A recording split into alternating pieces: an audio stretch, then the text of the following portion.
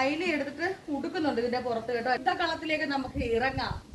എന്നിട്ടതാ ഇങ്ങനെ അമ്പലത്തിൽ നിന്ന് വന്നിട്ട് ഇപ്പൊ 12 മണിയാക്കി മനോഹരമായിട്ടാണ് തേച്ചെടുത്തിട്ടുള്ളത് കേട്ടോ. ഹലോ കൂട്ടുകാരെ, എല്ലാവർക്കും നമ്മളുടെ പുതിയൊരു വീഡിയോയിലേക്ക് ഒരിക്കൽ കൂടി സ്വാഗതം.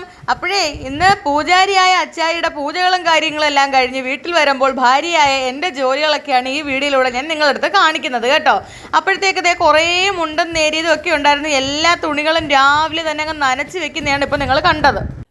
അപ്പൊ കൂട്ടുകാരെ, ഞാനാണെങ്കിൽ നമ്മുടെ അടുക്കളയിലേക്ക് വന്നിട്ടുണ്ട് കേട്ടോ. ഇതാണല്ലോ നമ്മുടെ സ്വന്തം സ്ഥലം അടുക്കള. അങ്ങനെ അടുക്കളയിലേക്ക് വന്നിട്ടുണ്ട്. അപ്പൊ രാവിലെ ബ്രേക്ക്ഫാസ്റ്റ് ഉണ്ടാക്കണം. ദോശയും ചമ്മന്തിയാണ് കേട്ടോ.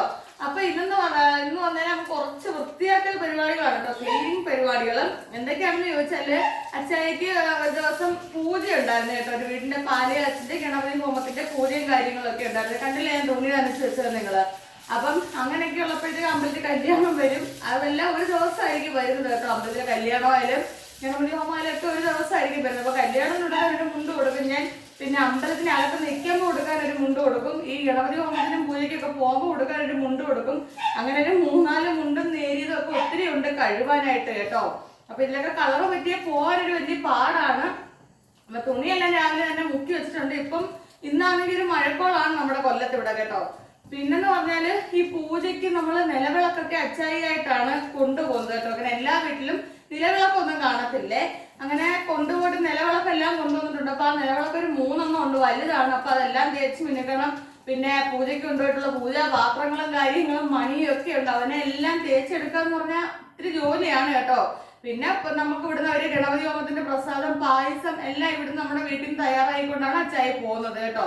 അപ്പൊ അതിന്റെ എല്ലാം ഒത്തിരി സാധനങ്ങളുണ്ട്. ഇതെല്ലാം പൂജയ്ക്ക് ഇന്നലെ രാത്രി പോയിട്ട് അച്ചായി വന്നെന്ന് പറഞ്ഞാൽ 11:30 മണിയായി ഇന്നലെ രാത്രി അച്ചായി പൂജയും കഴിഞ്ഞ് വന്നപ്പോഴത്തേക്ക് കേട്ടോ. അപ്പൊ അതിന്റെ സാധനങ്ങളെല്ലാം പിന്നെ എനിക്ക് ഞാനും അങ്ങ് ടയേർഡായിരുന്നു. അത്ര സമയം അച്ചായി നോക്കിയിരിക്കുവായിരുന്നു കേട്ടോ. അപ്പൊ ഞാനും കൂടെ നിന്ന് എല്ലാ കാര്യങ്ങളും സഹായിച്ചു കൊടുക്കാറുണ്ട്. അപ്പൊ സാധനങ്ങളെല്ലാം ഇവിടെ വെച്ചേക്കുവാണ്. അപ്പൊ ഇനി എല്ലാം ഓരോന്നായിട്ട് അതിൻ്റെതായ സ്ഥലത്ത് കൊണ്ട് ഒതുക്കിയൊക്കെ വെക്കുന്നതാണ് നമ്മുടെ ഇന്നത്തെ ഒരു വീഡിയോ കേട്ടോ. ഈ 2 കവർ അച്ചായി പൂജയ്ക്ക് കൊണ്ടുപോയിട്ട് വന്ന് അത് കണക്ക് ഇരിക്കുവാണ് കേട്ടോ. ഇതെല്ലാം എനിക്ക് ഒതുക്കാനുള്ളതാണ്. ഇതാണ് ദർഫ എന്ന് പറയും കേട്ടോ. അപ്പോൾ അത് ഒരു പൂജ കഴിഞ്ഞ് ഇനി അടുത്ത പൂജയ്ക്കൊക്കെ ഉള്ളതിന് വേണ്ടി മാറ്റി സൂക്ഷിച്ച് വെച്ചേക്കത്. ഇങ്ങനെ ഒടിയാതെ സൂക്ഷിച്ച് വെക്കണം ഈ ദർഫ കേട്ടോ. അത് മാറ്റി പിന്നെ ഇതൊക്കെ അച്ചായി ഇരിക്കുന്ന പൂജയ്ക്ക് വേണ്ടി ഇരിക്കുന്ന കൊരണ്ടി കാര്യങ്ങളാണ് അച്ചായി കേട്ടോ. അങ്ങനെ ഓരോ കാര്യങ്ങളുണ്ട്. ഇത് മൊത്തം അച്ചായിയുടെ പൂജാ സാധനങ്ങളാണ്. പിന്നെ സഹസ്രനാമത്തിൻ്റെ ബുക്ക് അങ്ങനെയൊക്കെ ഉള്ളത്. ഇത്രയും എനിക്കിന്ന് കഴുകി വെളുപ്പിക്കേണ്ട സാധനങ്ങളല്ല എൻ്റെ പൊന്നി. അവരെന്നാലും ഒരുവിധം ഒന്ന് കഴുകി തുടച്ച് തന്നിട്ടുണ്ടെന്ന് തോന്നി വീട്ടുകാർ കേട്ടോ. എന്നാലും ഞാനിനി ഇതൊന്ന് തേച്ച് കഴുകി വെളുപ്പിക്കണം എനിക്ക് വിളക്കുകളല്ല. അപ്പോൾ ഇതാണ് നമ്മൾ ഒരു പൂജയ്ക്ക് പോയി കഴിഞ്ഞാൽ നമുക്ക് ഇരട്ടി ജോലിയാണ് കൂട്ടുകാരെ. 3 ബിഷോപ്പറിനകത്താണ് അച്ചായി പൂജയ്ക്ക് സാധനങ്ങളൊക്കെ കൊണ്ടുപോകുന്നത് കേട്ടോ. അപ്പോൾ അതെ ഇതെന്നൊക്കെ പറഞ്ഞാൽ നമ്മൾ പായസം, ഗണപതി ഹോമത്തിൻ്റെ സാധനങ്ങളൊക്കെ കൊണ്ടുപോകുന്നതാണ് കേട്ടോ. പിന്നെ ഇത് മൊത്തം ഇതിനകത്ത് ഇനിയും കാണിച്ചു തരാം. അയ്യോ, ഇത് നിറയെ പൂജാ സാധനങ്ങളും പാത്രങ്ങളാണ് കേട്ടോ. കണ്ടോ, മണിയും ഇങ്ങനെയൊക്കെയുള്ള ഐറ്റമാണ് ഇത് ഫുള്ളുവേ. അപ്പം ഇനി ഇതെല്ലാം തേച്ച് വൃത്തിയാക്കി എടുക്കണം. കൂട്ടുകാരെ നിങ്ങൾ നോക്കി, നമുക്ക് ഇത്രയും സാധനങ്ങളാണ് തേച്ചെടുക്കാനുള്ളത് കേട്ടോ. മൊത്തം 4 വിളക്കാണ് അച്ചായി പൂജയ്ക്ക് കൊണ്ടുപോയിരിക്കുന്നത്. അപ്പോൾ ഇവന്മാരെല്ലാം ഇനി നല്ല രീതിയിൽ തേച്ച് വെളുപ്പിച്ചെടുക്കണം. എല്ലാ വിളക്കും അത്യാവശ്യം നല്ല വലിയ വിളക്കുകളാണ് കേട്ടോ. പിന്നെ ഇതൊക്കെ ഓരോ പൂജാ സാധനങ്ങളും ഇതൊക്കെയാണ് കേട്ടോ. ഇത് നമ്മുടെ കർപ്പൂരം കത്തിക്കുന്നത്, മണി അങ്ങനെയുള്ള ഐറ്റമാണ്. അപ്പോൾ എല്ലാം ഇനി ഞാൻ ഈ വെളിയിൽ ഞാൻ തേച്ച് മെഴുകാൻ പോവുകയാണേ. നമുക്ക് നിന്ന് തേക്കാനാണെങ്കിലുണ്ടല്ലോ ഒരുപാട് നേരം നിൽക്കണം. എനിക്ക് സത്യം പറഞ്ഞാൽ ഇന്ന് അത്ര ഒരു എനർജി ഇല്ല നിന്ന് തേക്കാൻ. അതുകൊണ്ട് ഞാൻ വിചാരിച്ചു ഇവിടെ നിന്ന് ഒരു കൊരണ്ടി എടുത്തിട്ട് ഇരുന്ന് തേക്കാവുന്നേ. പിന്നെ അതെ അച്ചായുടെ ഒരു പഴയ കയ്യിൽ എടുത്തിട്ട് ഉടുക്കുന്നുണ്ട് ഇതിൻ്റെ പുറത്ത് കേട്ടോ. അല്ലെങ്കിൽ നമ്മുടെ ഈ പാവാടയൊക്കെ ഫുൾ അഴുക്കാവും കേട്ടോ. ഞാനൊന്ന് അല്ലാതെ കുത്തി വെച്ചോട്ട്. ഓക്കെ, ഇനിതാ ഇങ്ങനെ ഉടുത്ത് കൊടുക്കുക. അല്ലെങ്കിൽ നമ്മുടെ ഈ ഉടുത്തിരിക്കുന്ന വസ്ത്രമെല്ലാം അഴുക്കാവും കേട്ടോ. അപ്പൊ യുദ്ധകളത്തിലേക്ക് നമുക്ക് ഇറങ്ങാം. ഞാനിവിടെ ഓസിലാണ് വെള്ളം പിടിക്കുന്നത്.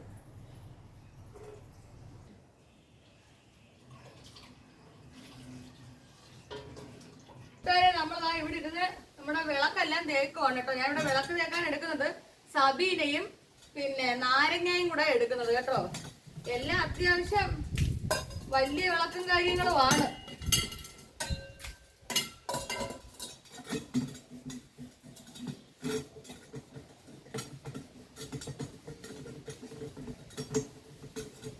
ഇതെല്ലാം ഞാനൊന്ന് തേച്ച് വീഴ്ക്കി എടുക്കുവാ കേട്ടോ.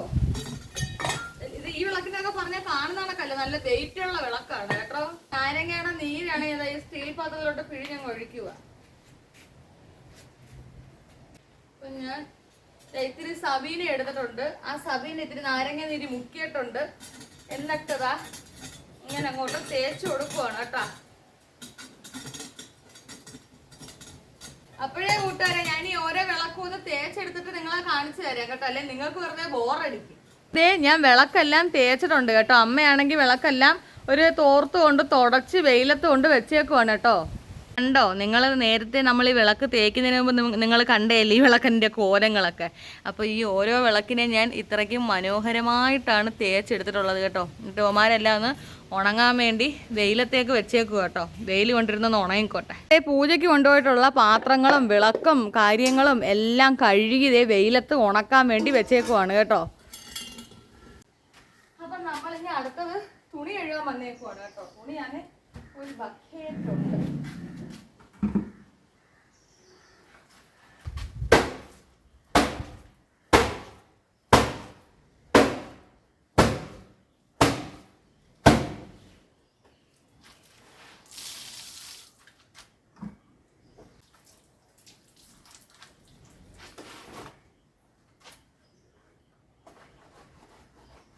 എൻ്റെ കൂട്ടുകാരെ എന്തൊക്കെ പറഞ്ഞാലും ഒരു അരമണിക്കൂറൊക്കെ എടുത്ത് ഞാൻ ആ തുണി ഇത്രയും ഒന്ന് കഴുകിയെടുത്ത്. കാരണം ഈ മുണ്ടെന്നൊക്കെ പറഞ്ഞാൽ എല്ലാത്തിനകത്തും ഹോമത്തിനൊക്കെ പോകുന്നതുകൊണ്ട് തന്നെ കരിയും അഴുക്കും എണ്ണ വെഴുക്കും അങ്ങനെയുള്ള കാര്യങ്ങളൊക്കെ കാണും കേട്ടോ.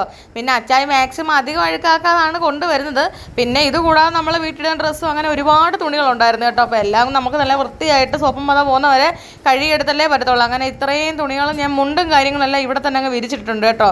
അപ്പോൾ അതാണ്ട് ഈ കാണുന്നതാണ് നമ്മുടെ മുണ്ടും നേരിയതും കൈരി. അപ്പോൾ ഇവന്മാരെ എല്ലാം കൂടെ ഞാൻ ഒരു സ്ഥലത്ത് അങ്ങ് വിരിച്ചിടും കേട്ടോ. ഇവിടെ അക്ഷയിലാകുമ്പം അവിടെ കിടന്ന് സമാധാനത്തെ അങ്ങ് ഉണങ്ങിക്കോളുമല്ലോ.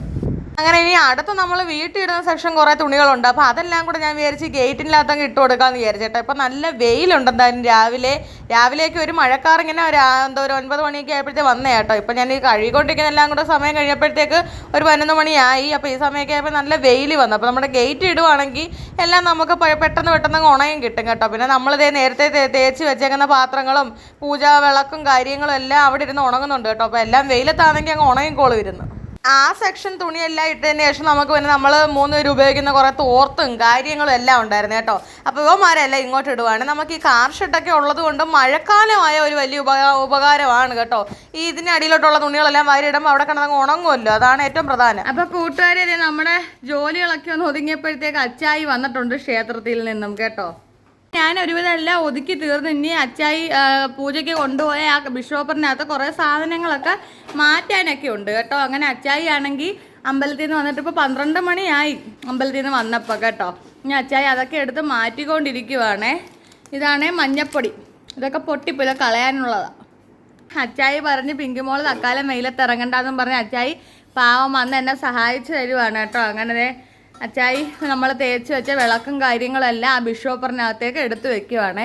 കാര്യം എന്നാലും നമ്മൾ സൂക്ഷിച്ച് വെച്ചാലേ നമുക്കിനി അടുത്ത പൂജ വരുമ്പോഴായാലും കൊണ്ടുപോകാൻ പറ്റത്തുള്ളൂ.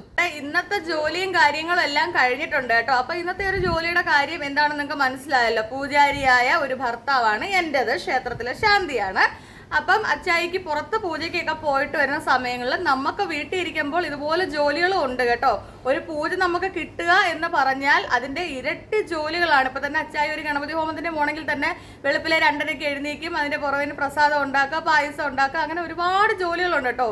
അപ്പം നമ്മൾ അച്ചായി എന്ന് പറഞ്ഞാൽ മാക്സിമം എല്ലാവരുടെയും കയ്യിൽ നിന്ന് അങ്ങനെ അധികം പൈസയോ കാര്യങ്ങളൊന്നും പൂജയ്ക്ക് വേണ്ടി മേടിക്കാറില്ല കേട്ടോ. എത്രയും കുറച്ച് മേടിക്കാം അത്രയും കുറച്ചാണ് അച്ചായി ഓരോ പൂജയ്ക്ക് പൈസ മേടിക്കുന്നത്. അതുപോലെ തന്നെ എന്താ പറയുക, ഭർത്താവായതുകൊണ്ട് നമ്മൾ പറയുമല്ല, അത്രയും ആത്മാർത്ഥയോടാണ് അച്ചായി ഓരോ വീടുകളിലും പൂജകളൊക്കെ ചെയ്തു കൊടുക്കുന്നത് കേട്ടോ. അപ്പോൾ ഇന്ന് നിങ്ങൾ കണ്ടല്ലോ, നമുക്കും വീട്ടിൽ ഇരിക്കുന്ന ഭാര്യയായ നമുക്കും അതുപോലെ തന്നെ ജോലികളും കാര്യങ്ങളും എല്ലാം ഉണ്ട്. അപ്പോൾ ഈ വീഡിയോ കാണുന്ന ആർക്കെങ്കിലും എന്താ പറയുക, നിങ്ങളുടെ പാലിയച്ചന് ഗണപതി ഹോമോ അങ്ങനെ എല്ലാ പൂജകളും അച്ചായി ചെയ്യും കേട്ടോ. അപ്പോൾ അച്ചായിയുടെ ഒരു ജോത്സ്യം നോക്കും, അങ്ങനെ എല്ലാം ചെയ്യും. അതിൻ്റെ ഒരു ഇത് ഞാൻ അടി കൊടുത്തേക്കാം. ആർക്കെങ്കിലും എന്തെങ്കിലും താല്പര്യം ഉണ്ടെങ്കിൽ നമ്മളെ കോൺടാക്ട് ചെയ്യാവുന്നതാണ് കേട്ടോ. അപ്പം എന്താ പറയണ്ടേ, ഇത്രയും ഒരു കാര്യങ്ങളേ ഉള്ളായിരുന്നു നമ്മുടെ ഇന്നത്തെ വീഡിയോയ്ക്ക് കേട്ടോ. ശരിക്കും ഞാൻ കുഴഞ്ഞു പോയി, സംസാരിക്കാനൊന്നും വയ്യ. വേറൊരു വ്ളോഗിൽ വരുന്നവരേക്കും എല്ലാ കൂട്ടുകാർക്കും ടാറ്റ. വീഡിയോ ഇഷ്ടമായി ലൈക്ക് അടിക്കാനും ഷെയർ ചെയ്യാനും കമൻറ്റ് ചെയ്യാനും നിങ്ങളുടെ അഭിപ്രായങ്ങൾ എന്ത് തന്നെയായാലും അത് പറയാനും മടിക്കണ്ട. ഓക്കെ, ടാറ്റ.